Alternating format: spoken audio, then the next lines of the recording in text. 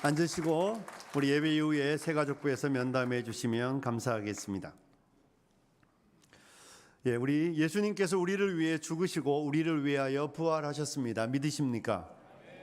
예수 그리스도의 부활이 여러분의 삶에 의미 있으며 부활 소망 가운데 승리하시는 성도님들이 되시길 축복합니다. 여러분, 이 세상에 많은 것들이 영향력을 미칩니다. 여러분에게 어떤 것들이 영향력을 미치고 있습니까? 그 중에 하나는 말일 것입니다. 그렇죠? 열심히 일하고 퇴근하는데 아내가 들어오자마자 하는 한마디는 때로는 힘이 됩니다. 근데 때로는 내가 왜 사나 싶을 때도 있습니다.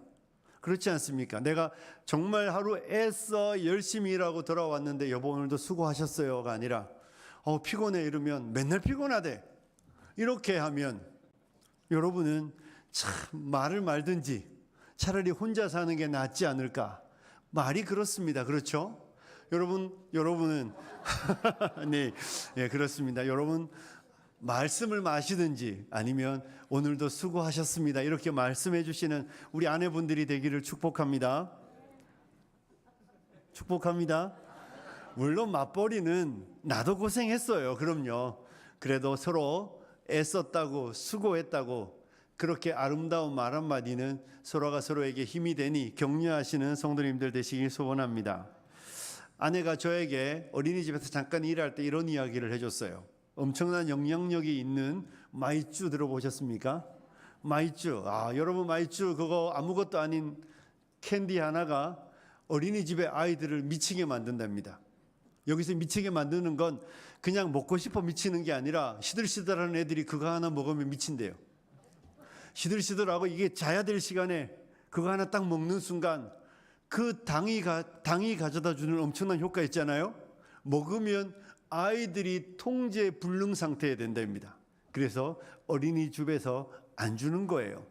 그런데 저는 잘 줍니다. 그래서 애들이 엄청 좋아하죠. 그 하나가 영향력을 미칩니다. 여러분 요즘 학생들이 고카페인 음료를 많이 마셔서 아이들이 문제가 좀 심각하죠. 고카페인 음료가 뭡니까? 우리의 몸은 참 신기하게 엄청난 노동을 하면 피곤해지니까 뇌에게 우리가 이렇게 말합니다. 쉬라고. 뇌에게 사인을 보내서 쉬라고 말하고 뇌가 움직이지 않고 멍해지고 누워야 되는데 그때 카페인 음료가 우리의 뇌를 깨우기 시작합니다. 너 안 피곤하다고. 너 지금 하나도 안 피곤하고 너는 여전히 에너지가 넘친다고. 카페인은 우리의 뇌에 자극을 주어서 우리로 하여금 몸은 피곤한데 안 피곤한 것처럼 거짓말하고 속여서 계속 일하게 만듭니다. 그런데 계속 일하면 문제가 생깁니다. 그 카페인 음료가 때가 되면 부작용을 일으켜서 우리의 뇌의 기능을 저하하기도 하고 사람이 부하가 걸려 뇌에 문제가 생기고 몸에 문제가 생깁니다. 그러니 선한 영향력과 악한 영향력들이 있다는 것을 말씀드리면서 여러분 어떻습니까? 오늘 부활주일인데 부활은 여러분의 삶에 어떤 영향을 미치고 있습니까? 저는 여러분이 부활 가운데에서 부활의 소망이 여러분에게 큰 영향력을 미치는 그런 은혜가 있기를 소원합니다. 목회자가 되면 설교들이 많고 절기 설교들이 있는데 어려워하는 설교가 감사주일 설교도 있지만 부활주일 설교를 힘들어합니다. 이 매년 오는 부활주일인데 부활주일 설교가 뭘 해야 될까? 그래서 카톡방에 동기들이 가끔 올려야 내일 설교 뭐 하냐고. 어제도 누가 저에게 물어보더라고요. 그래서 제가 가르쳐 주었습니다. 오늘 아침에 우리 모 목사님이 저에게 이 사도행전 본문을 딱 보시더니 목사님 이 본문 맞아요? 이렇게 묻더라고요. 맞습니다. 여러분 사도행전의 말씀을 설교하며 여러분과 저에게 부활이 어떤 영향을 미치고 부활은 성도로 하여금 어떤 삶을 살게 하는지에 대해서 함께 말씀을 나누며 은혜 받는 시간이 되기를 소원합니다. 여러분 오늘 우리가 읽은 이 사도행전의 말씀은 베드로와 요한의 이야기죠. 베드로와 요한이 공회 앞에 잡혀갔습니다. 그들이 40년 가까이 된 성전 미문에 앉아있는 사람을 고치고 설교하게 될 때 사람들에게 큰 영향력을 미치자 그 당시 종교 지도자들이 공회가 베드로와 요한을 잡아가고 하룻밤을 가두었다가 다음 날 그들을 불러 그들로부터 이야기를 들으며 변론하는 장면이 오늘 본문에 나오는 이야기입니다. 그런데 여러분 이 베드로와 요한이 공회 앞에서 전혀 두려워하지 않고 떨지 않으며 담대하게 자기의 이야기를 소신껏 하고 있는 것을 오늘 사도행전은 우리에게 가르쳐 주고 있습니다. 그런데 여러분, 우리가 아는 대로 이 본문이 있기 거의 2달 전에 이와 비슷한 장면에, 이와 비슷한 상황에 베드로는 서 있었습니다. 베드로가 예수님이 십자가 지시기 전날 밤 예수님이 베드로에게 네가 다 굴기 전에 나 3번 부인할 거야, 이런 이야기 했더니 베드로가 주님, 다 주를 버려도 저는 절대로 주님 버리지 않을 것입니다, 이렇게 말했습니다. 누가복음의 기사는 주여 내가 주와 함께 오게도 죽는 데에도 가기를 각오하였나이다, 이렇게 말하고 있습니다. 뭐라고요? 나는 예수님과 죽으면 죽었지 절대로 주님 떠나지 않을 것입니다 라고 베드로가 호언장담했습니다. 그런데 베드로가 그 말을 하고 그 밤이 지나가기 전에 예수님이 공회 앞에 잡혀가셨습니다. 오늘 이 본문이 펼쳐지고 있는 것과 거의 아마 비슷한 장소일 것입니다. 비슷한 구성원들 앞에 예수님이 잡혀가셨죠. 그리고 베드로는 그 예수님을 따라갔습니다. 내가 장담했으니까, 예수님 내가 죽어도 예수님 따라가겠다고 말했으니까 따라갔는데, 베드로가 예수께서 신문당하시고 우리 주님이 죽음의 길을 갈 것 같은 두려움이 그에게 엄습해 왔습니다. 그래서 베드로에게 한 여종이 야 너도 갈릴리 사람이니 예수와 한편 아니냐, 이렇게 말했더니 누가복음의 기사는 베드로가 처음에는 모든 사람 앞에서 부인했다, 이렇게 말하고 있습니다. 나 아니다, 이렇게 말한 거예요. 그러자 다른 한 여종이 아니라고, 너도 아마 그와 함께 있었다고 말하니까 그 다음 베드로가 이렇게 말했습니다. 맹세하고 또 부인하여. 맹세한다는 게 뭐예요? 하늘에 맹세하고 아니다, 이렇게 말하는 거예요. 그러자 그 곁에 있던 한 사람이 아니라고, 너 갈릴리 사투리 쓰는 거 보니까 너도 예수님과 한편이야, 이렇게 말하자 이번에는 베드로가 저주하며, 뭐 했다고요? 저주하고. 무슨 소리냐고, 저주하고 맹세하여 이르되 나는 그 사람을 알지 못한다고 강력하게 부인했습니다. 여러분, 베드로는 공회 앞에 잡혀온 게 아니었어요. 공회 앞에 잡혀간 예수님 따라서 멀찌감치 서 있었는데 한 여종이 이야기하고 또 한 여종이 이야기하고 한 사람이 이야기할 때에 아니라고 맹세하고 부정하고 저주하고 맹세하고 부정했던 사람이었습니다. 그런데 2달이 지나기 전에 비슷한 일이 똑같이 벌어졌는데 이번에 베드로는 마당에 와 있는 것이 아니라 그의 선생이었던 예수님이 잡혀갔던 그 사람들 앞에 잡혀가 있는 상황이었습니다. 그때에는 모른다고 공회가 묻지도 않았습니다.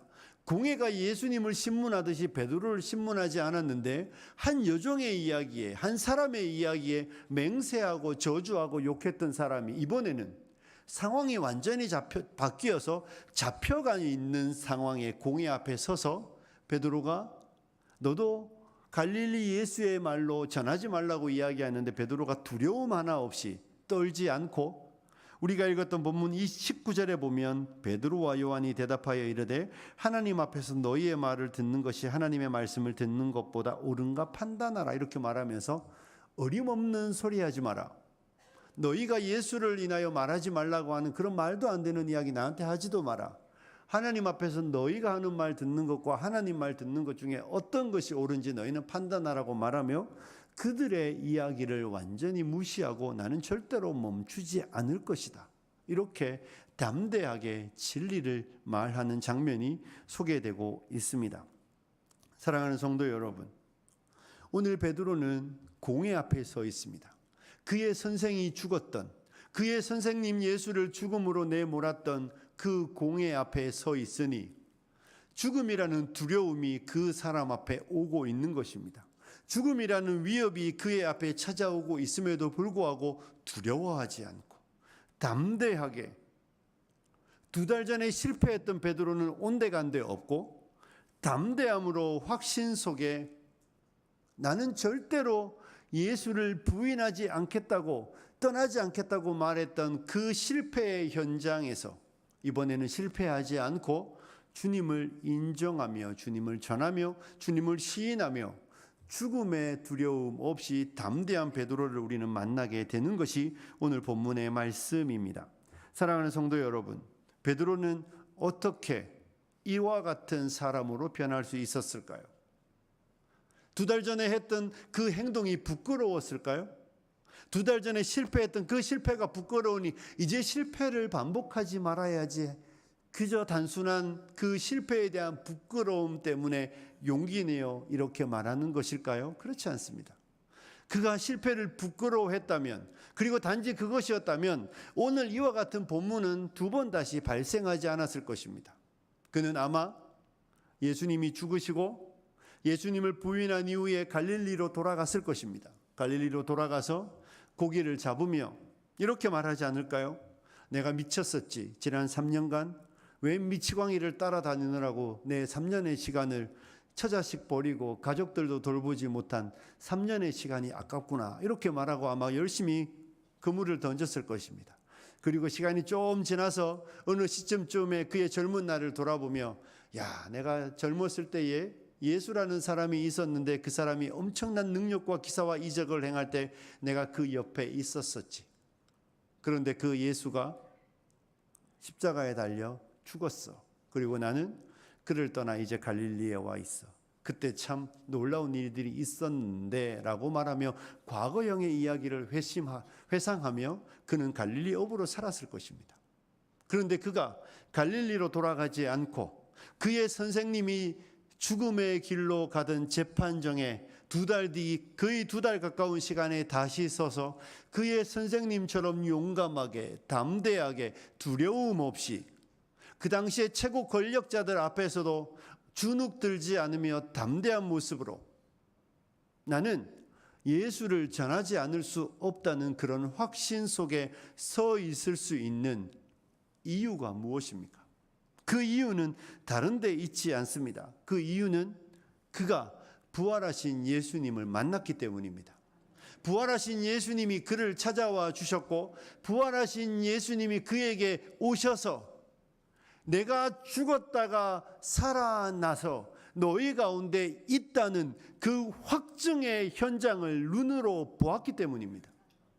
40일간 예수님과 다시 먹고 마셨으며 예수님은 그들이 보는 가운데 하늘로 올라가셨습니다.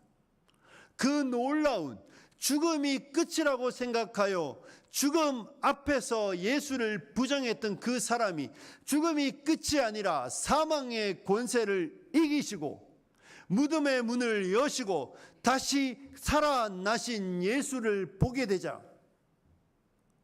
그는 죽음이 끝이 아니며 예수의 부활이 사실이며 예수께서 가르치셨던 그 모든 사실이 진리라는 것을 믿게 되고 확증하게 되므로 그 부활의 소망은 그로 하여금 두려움을 이기게 만들며 두려움 앞에 떨며 실패했던 과거는 다 던져지고 죽음 앞에서도 담대한 사람으로 그를 새롭게 빚어내었던 것입니다. 그래서 베드로가 뭐하고 있습니까? 우리가 읽지 않았지만 2절에 보면 성경이 이렇게 기록하고 있죠. 예수 안에 죽은 자의 부활이 있다고 백성을 가르쳤습니다. 누가요? 베드로가 가르치는 것입니다.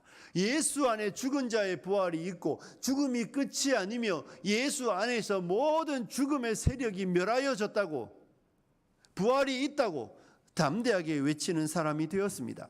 10절에도 보면 너희와 모든 이스라엘 백성들은 알라. 너희가 십자가에 못 박고 하나님이 죽은 자 가운데서 살리신 나사렛 예수 그리스도, 이렇게 말하고 있습니다. 너희가 십자가에 못 박아 죽였는데 하나님이 살려내신 그 나사렛 예수, 부활하신 그 나사렛 예수, 그분이 이 사람도 살렸다고 이야기하는 것입니다. 그래서 베드로가 이 20절에 보면 우리는 보고 들은 것을 말하지 아니할 수 없다고 말하며 담대하게 부활의 증인의 삶을 살아가게 되는 것입니다. 사랑하는 성도 여러분, 부활하신 예수님을 만났기 때문에 예수 그리스도께서 십자가에 죽는 것이 끝이 아니라 그가 우리 죄를 위하여 성경대로 죽으셨지만 그가 성경대로 부활하셔서 죄와 사망의 모든 권세가 깨어져 버렸다는 것을, 더 이상 사망은 어떤 힘도 어떤 권세도 갖지 못하고 인생 안에 어떤 영향력도 미치지 못한다는 것을 깨달아 알게 되자 그는 더 이상 죽음을 두려워하는 사람이 아니라 죽음이 끝이 아니라 부활의 날이 온다는 그 확신 가운데에 그의 선생이 갔던 길을 같이 걸으며 담대하게 생명을 내며 그리스도의 증인으로 살아가는 것을 우리는 보게 되는 것입니다.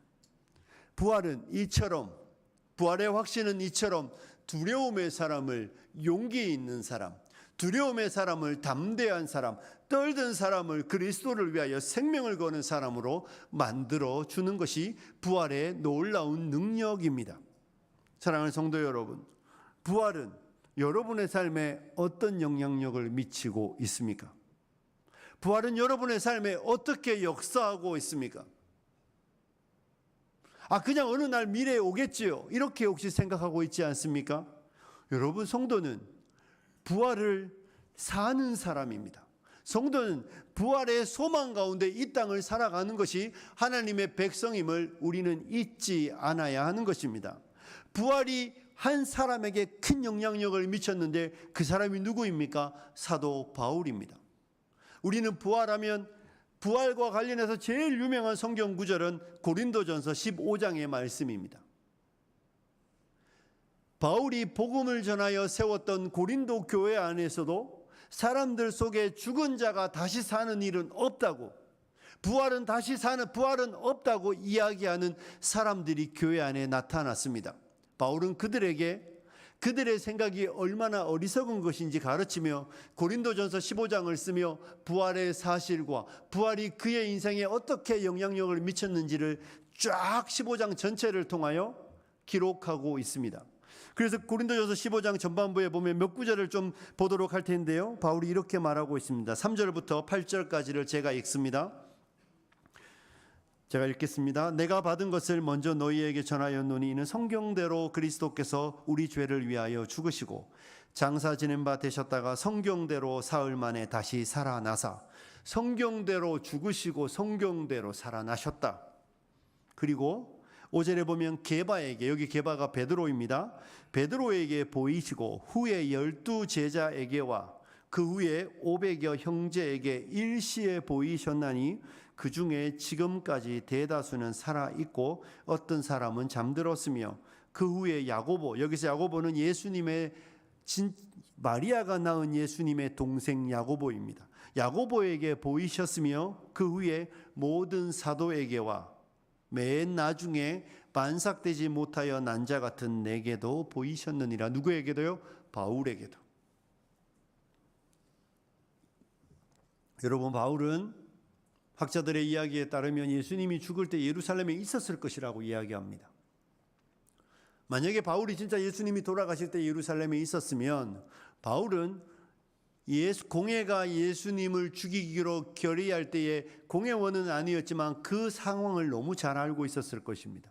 그리고 우리 주께서 십자가에 달려 죽으시고 아리마대 부자 요셉의 장례 되신 것도 알고 있습니다. 그런데 바울은 이렇게 믿었을 것입니다. 예수님의 제자들이 예수님의 시체를 훔쳐갔다.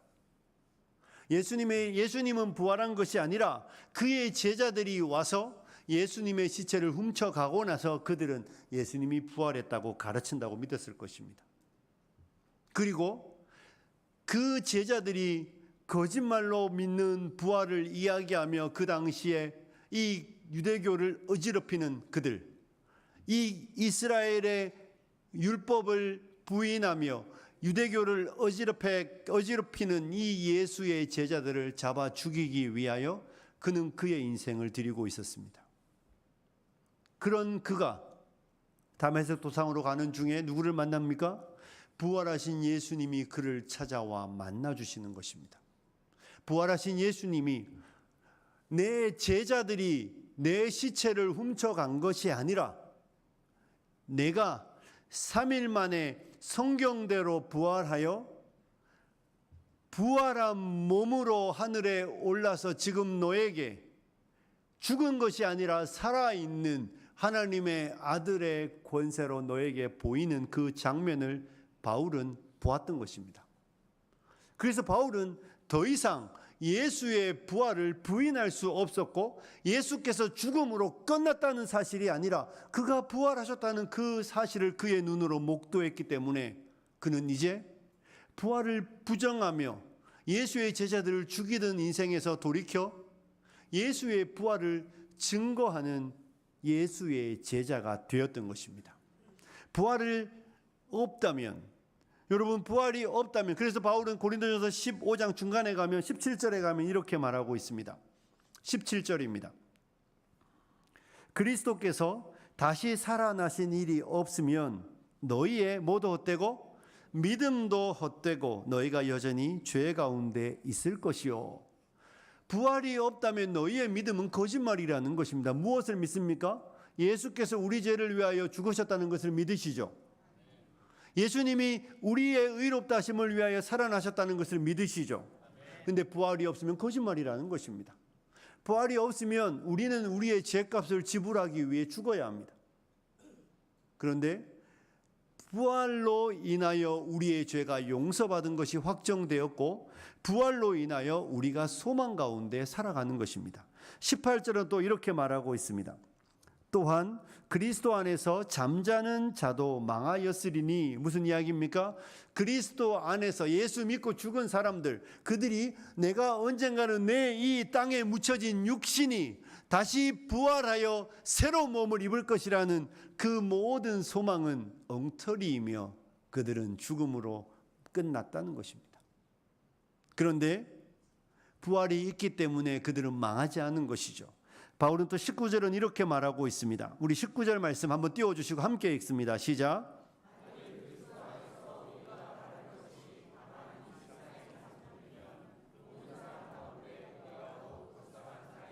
아멘. 제가 다시 한번 읽을게요. 만일 그리스도 안에서 우리가 바라는 것이 다만 이 세상의 삶뿐이면 모든 사람 가운데 우리가, 차라리 내가, 바울이 이거죠. 내가 제일 불쌍한 자다. 왜요? 이 세상이 전부이고 부활이 없다면 나는 지금 제일 미친 짓을 한 것입니다. 왜냐하면 여러분의 이해를 돕기 위하여 펜트하우스에서 외제차 타며 하루하루 아무 고민 없이 살던 사람이 어느 날 미친놈처럼 집도 절도 없이 다 버리고 있던 거 다 남들 나눠주고 하루하루 먹고 사는 고민하며 있지도 않은 사람, 죽은 사람을 위하여 그의 인생을 건다면 미친놈이죠. 부활이 없다면 바울은 그의 선택이 가장 어리석은 선택입니다.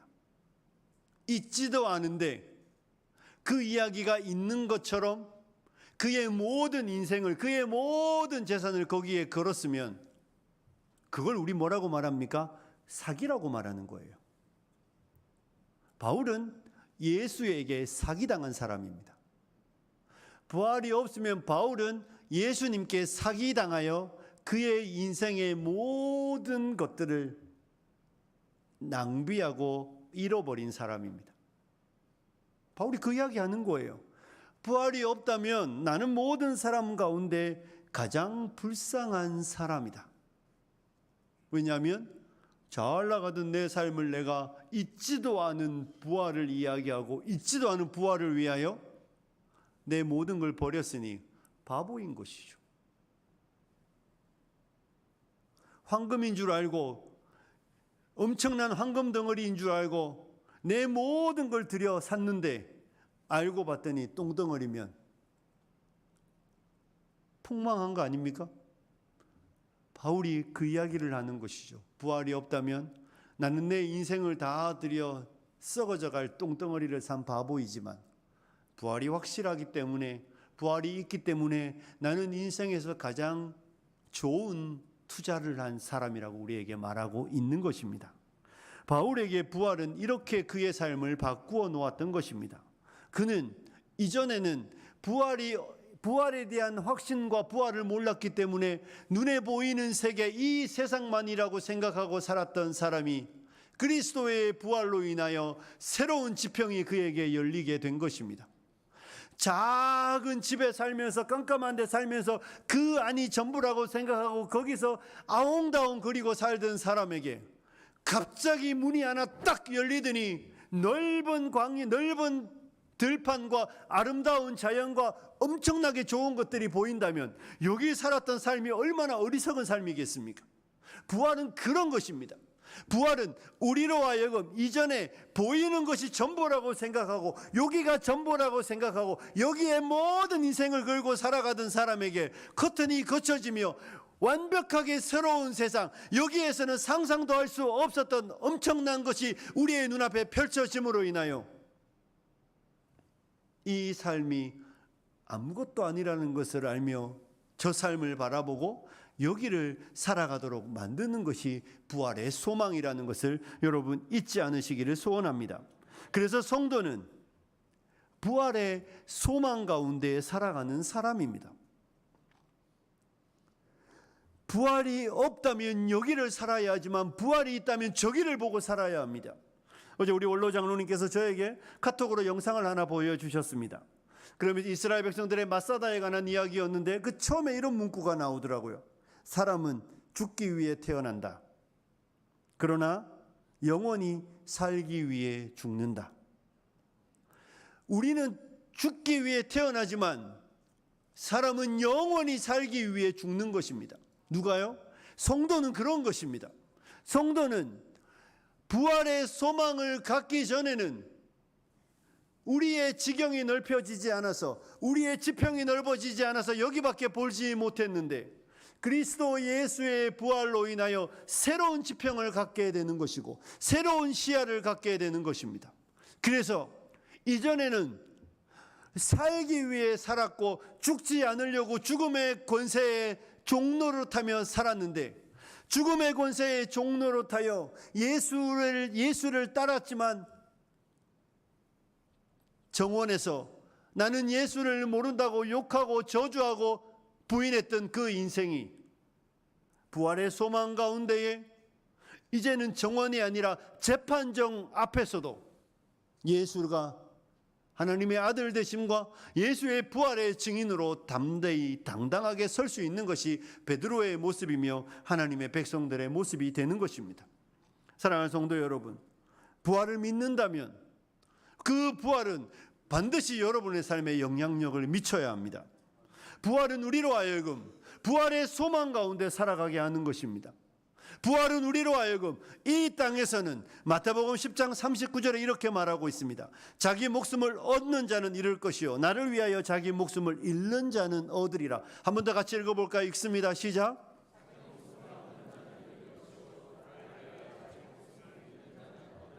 아멘. 부활의 소망을 갖기 전에는 잃지 않으려고 발버둥 치던 사람이 이제는 잃어버리기 위하여 노력하는 사람이 되는 것입니다. 이제는 베드로처럼 바울처럼 잃어버리기로 작정한 사람처럼 마치 이것을 사기 위하여 내 모든 것을 걸어도 아깝지 않은 사람처럼 그의 삶을 드리며 살아가는 것입니다. 그리스도를 위하여 모든 것을 잃어버려도 아깝지 않은 것입니다. 여러분의 이해를 돕기 위하면 이런 것입니다. 우리 여자분들이 시장에 가시면 꼭 콩나물 사고 두부 사고 되게 아까워하더라고요. 반찬 가게에서 하지도 않으면서 반찬을 사면 비싸다고 말합니다. 그런데 코로나 이후에 TV를 보니까 제일 많이 나오는 게 여행 상품이더라고요. 여행 상품에 놀라운 점은 엄청 비쌉니다. 그런데 비싸면 비쌀수록 그것을 지불하면서 누구도 아까워하지 않대요. 유럽 여행 500만 원, 막 유럽 여행 600만 원 이러면 나는 이 600만 원을 낼 수 있다는 것이 얼마나 우리에게 프라이드가 되는지 모릅니다. 너는 못 가지. 난 간다. 막 이러면서 600만 원짜리 하면서 아까워합니까? 혹시라도 그 상품을 못 살까 봐 전화를 걸어서 상담을 하고 또 확인을 하고 예매를 하고 나면 엄청 좋아하잖아요. 손꼽아 기다리지 않습니까? 콩나물 살 때 아까워했는데 반찬 가게에서 반찬 살 때 그렇게 아까워하더니 해외여행 사놓고 그날을 손꼽아 기다리며 괜히 샀나? 이런 생각 안 하잖아요. 그 여행 가겠다고 옷도 사고 캐리어도 사고 몇 년간 안 쓰던 거 다 사면서 얼마나 좋아합니까? 그런 거예요. 부활을 소망하기 전에는, 부활의 소망이 있기 전에는 주를 위해 사는 게 아까웠단 말이에요. 부활의 확신을 갖기 전에는 하나님을 위하여 잃어버리는 것은 아까운 것이었는데, 부활의 소망이 생기면, 부활의 확신을 가지면 해외여행 가는 걸 기뻐하는 것처럼 그리스도를 위해 다 잊어버리는 거. 내 통장에서 500만 원 빠져나가도 그깟 거 갈 수 있는 게 얼마나 좋습니까? 부활의 소망을 갖고 그리스도께서 우리에게 열어준 새로운 지평이 열리기 시작하면 내 인생의 모든 것이 그리스도에게로 옮겨져도, 그것이 돈이든 물질이든 무엇이든, 그것이 어떤 것이든 관계없이 그 모든 것들이 그리스도를 위하여 드려져도 하나도 아깝지 않은 것은 부활의 날에 모든 것을 다시 얻을 걸 믿기 때문인 것입니다. 이것이 부활이 우리의 삶에 미쳐야 하는 영향력입니다. 사랑하는 성도 여러분, 부활의 소망을 갖기 전에, 예수 안에서 새로운 삶의 지평을 갖기 전에는 갖기 위하여, 얻기 위하여, 누리기 위하여 모든 것을 움켜쥐고 살아가던 인생이었지만, 부활의 소망을 가지고 부활의 확신을 우리가 갖게 되면 흘려보내고 잃어버리고 놓아버리고 다 드려도 아깝지 않은 그 사람이 되는 것이 부활 소망이 있는 사람이라는 것을 믿으시기를 축복합니다. 이것이 기독교 신앙의 역설입니다.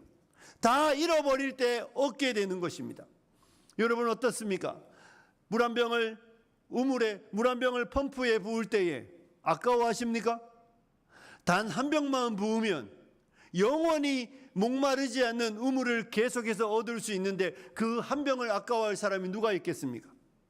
봄이나 땅에 씨앗을 심을 때에 그 씨앗 하나 심으면 그것에부터 30배, 60배, 100배의 결실을 맺는다는 것을 알면서 땅에 심겨지는 씨앗을 아까워하는 사람이 있습니까?